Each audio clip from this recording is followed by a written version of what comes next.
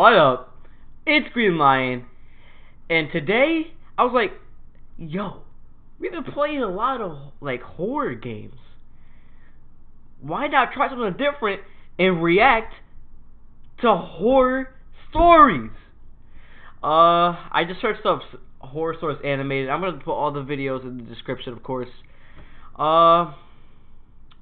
Yeah, let's try. I don't know how to do this. This is the first time I ever tried to do something. Let's try this one. This is by Wansi Entertainment. Shout out to you, dude. Please don't copyright strike me, man. This story happened in the summer of 2017 when I was 10 years old. Okay, nice voice. My older brother and I had a babysitter, and she was around the age of 17. Since my mom was home on Tuesdays, the babysitter would come on the other weekdays. Okay. Most days when she babysat, we would go to the neighborhood pool, hang out, and eat lunch there. Okay. Then we went back home, and my mom would arrive a bit later at around 5:30 in the evening. I gotta get up. On one Thursday, the day was just an ordinary one, and the babysitter came around 8 in the morning.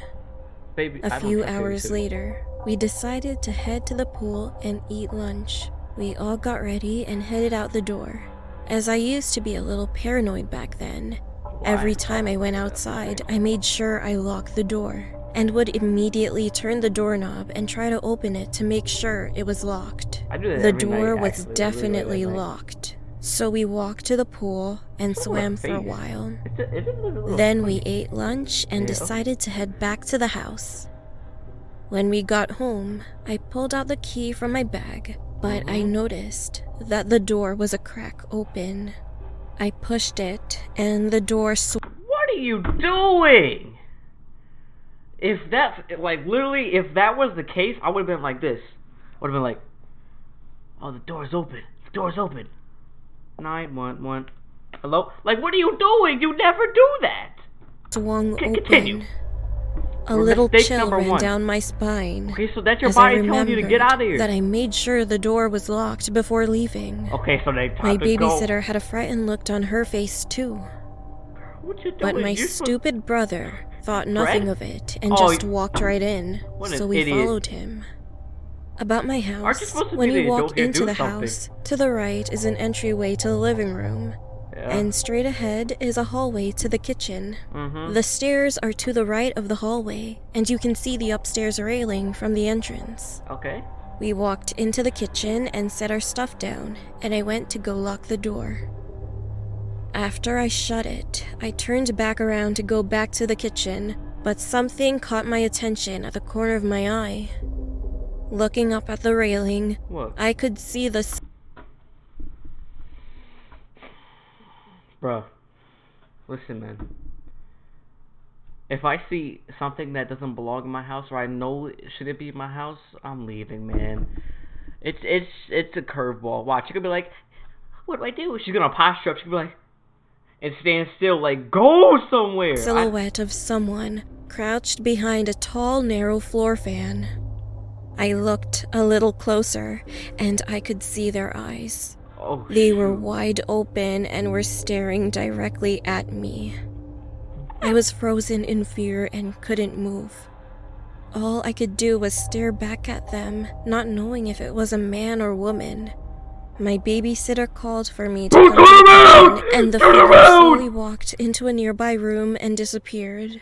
I ran into the kitchen, telling my babysitter and brother what I saw. At first, they didn't believe me, but then, all of a sudden, we were all silent as we heard slow footsteps creaking from upstairs. You realize it now, She stupid. quietly grabbed both her phone and a kitchen knife and ushered us to the back door. How about you come with me? She slowly turned the doorknob and tried to not make any noise while opening the door. I'm We geeking made it to the backyard, and she was going to call 911 on her phone. But before she could, we heard a tapping sound coming from one of the windows on the second floor. So we all looked up, and then we saw him. He was a man, late 50s, short black hair, eyes still wide open, staring at us. He was pushing the blinds out of the way, so we saw his face very clearly. We screamed and started running to the gate on the side of the backyard. Imagine, like, he's rolling it up, then he looks out the window, smiles, and then runs, like bolts, so you can't see him. Bruh, I'm running! I'm gone, bro! Oh, I'm leaving. The babysitter dropped her phone. What the heck was that run? Running to the gate on the side of the backyard. Go crazy! The babysitter dropped her phone while scared, so I picked it up and ran behind her. I dialed 911, told them our address, and explained to the operator what just happened. She said they would be there in a few minutes, told us to go to a nearby neighbor's house and stay there until the cops arrive.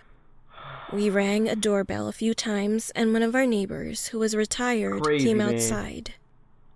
He let us in, and we explained what happened as we were looking out of the window. Then we saw 3 cop cars pulling up, and the cops were surrounding my home. 3 cops headed in through the front door and investigated our house. We went outside to tell them that we were okay, and the other police officers started questioning us. Soon the cops came back after finding nothing and doing a thorough investigation. They told us it would be best to not stay home, as the person may come back. So the babysitter said we could go to her house, which is about a mile away. Just then, we heard our neighbors screaming from down the street. A few houses down, a policeman's car was set on fire and was smoking a lot. The cops spotted a man running past the corner down towards the end of the street. One officer took us to the babysitter's house, while the other 3 went after that man. We later found out that the man had gotten away, so he never got arrested. Our parents arrived home as they were contacted by the police and freaked out. That's scary, man. Later that night, we came back to the house and we searched the whole place to see if anything was missing. A cash box that was stored in my parents' bedroom was missing, but we didn't report it since the man was never found. I have no idea who that was or how he opened our front door. Ain't nobody do that. I still feel uneasy sometimes when I'm home alone.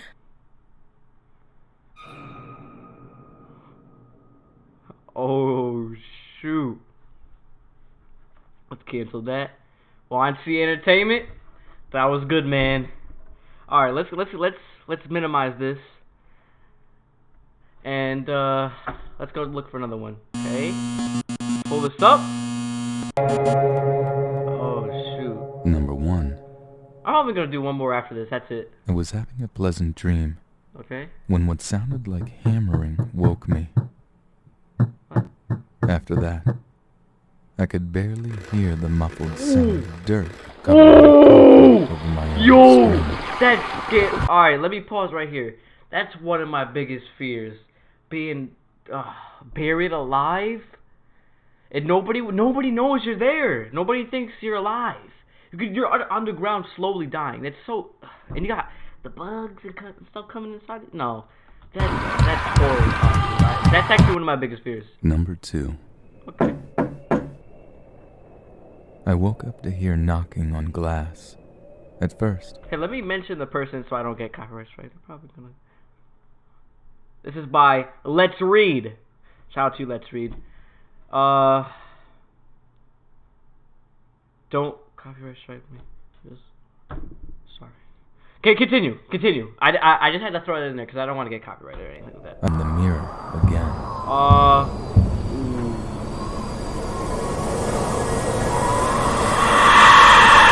Number 3. Okay. Me sleeping. Oh, these are good. I live alone. Wait, what do you say? Wait. In my phone of me sleeping. There's a picture. I live alone. That's scary, bro. Imagine, like, you wake up the next morning, right? You pick up your phone, and you're about to take a picture, and you notice the most recent picture, like at the bottom of the screen, the square, It's you. But you're sleeping in that dream. And it's hovering up. Bro, yo, I'm scared. I'd be so scared. Number 4. These are good. My wife woke me up last night to tell me there was an intruder in our house. Oh? She was murdered by an intruder 2 years ago. Jesus, man. Number. Also, she came back from the grave to give you that warning, bro. That's good. 5. But I don't know why she turned to like a scary... I never go to sleep. Okay. But I keep waking up. Oh, shoot. Number 6. The last thing I saw was my alarm clock flashing 12:07 Okay. before she pushed her long, rotting nails through my chest, her other hand muffling my scream. I sat bolt upright, relieved it was only a dream. Look at the alarm clock! Alarm clock read 12:06. Dude! I heard my. What are you waiting for? Run! Creak open. Oh! Oh! No! No! No! Bruh! If I... Bro, I am gone. I am so... I'll leave one of those dust like figures of yourself. Bruh! Imagine that! You just had a dream of yourself dying at 12:07. You wake up, look at your alarm clock that reads 12:05 or 12:06. You gotta and your closet starts. My closet's over there. Your closet starts to creak open. Bruh, I'm gone. Bruh, I don't care. I am running. I don't care. Or you gotta defend yourself. You gotta defend yourself. Oh, bruh. Oh, God. Oh, man, you ain't not catching me with that. You ain't catching me slipping. Number 7. Oh, dude, you're screwed. There's nothing like the laughter of a baby. Screwed, bro. Unless it's 1 a.m. and you're home alone. Number 8. Number 8. I begin tucking him into bed, and he tells me, "Daddy, check for monsters under my bed." I look underneath for his amusement and see him, another him, under the bed, staring back at me, quivering and whispering, "Daddy, there's somebody on my bed." What the freak is that? My cat had a staring problem. These are good. She always seemed fixated on my face. Okay. Until one day, when I realized that she was always looking just behind me. Help me! Please, man. Useless cat. I was about to say it again. Useless cat. What did I feed you for? You could have at least been like this, and clawed his face or something, and like, got me some room to escape. Nah, you just had to hiss and watch me die. The one that's been feeding you for a couple of years. Okay.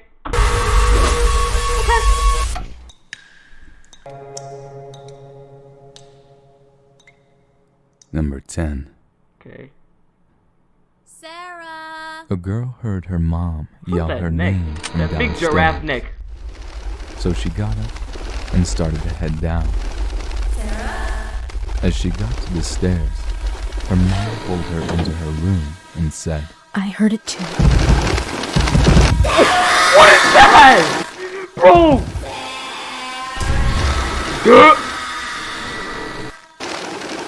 Stay. You saw like the little mother thing at the top? Stay in here and don't make a sound. Yes, Mom. Yeah, parenting at its finest. You go. Defend your child. Oh. So much for that. Sarah!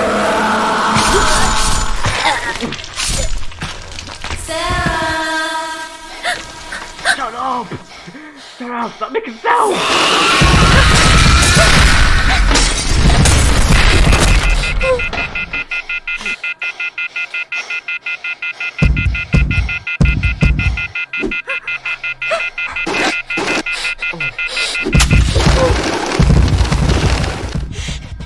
Bro, I'd be having like a mental breakdown right now. Oh, damn.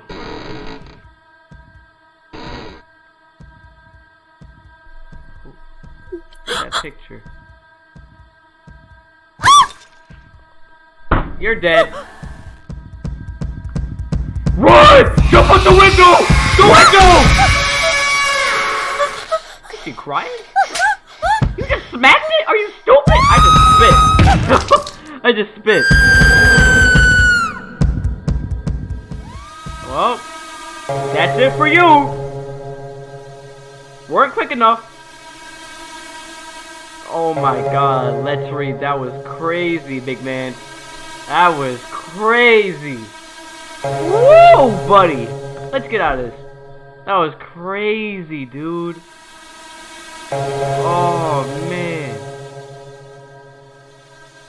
Oh my gosh. All right, let's watch one of these, and then we'll cut it out right there. Bam, boop. I've learned one thing from my one and only experience picking up a hitchhiker.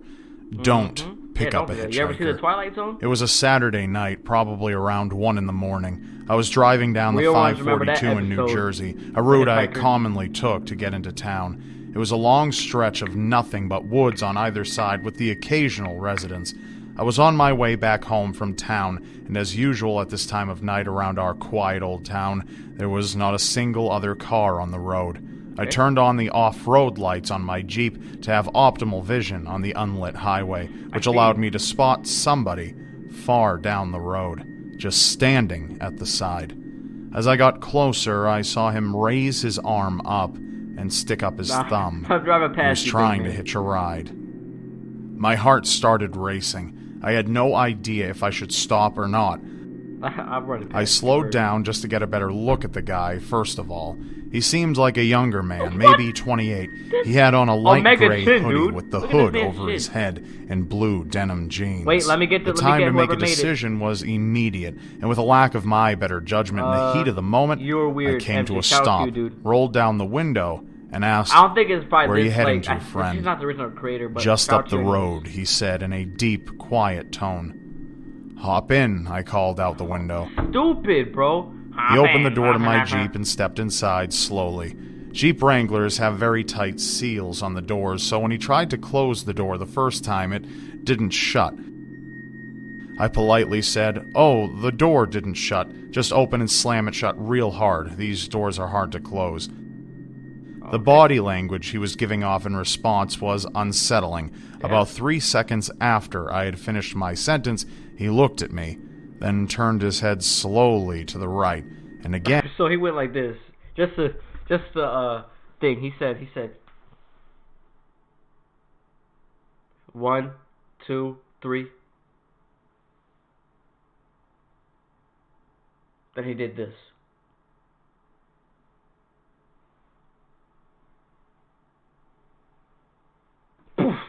Locked the door.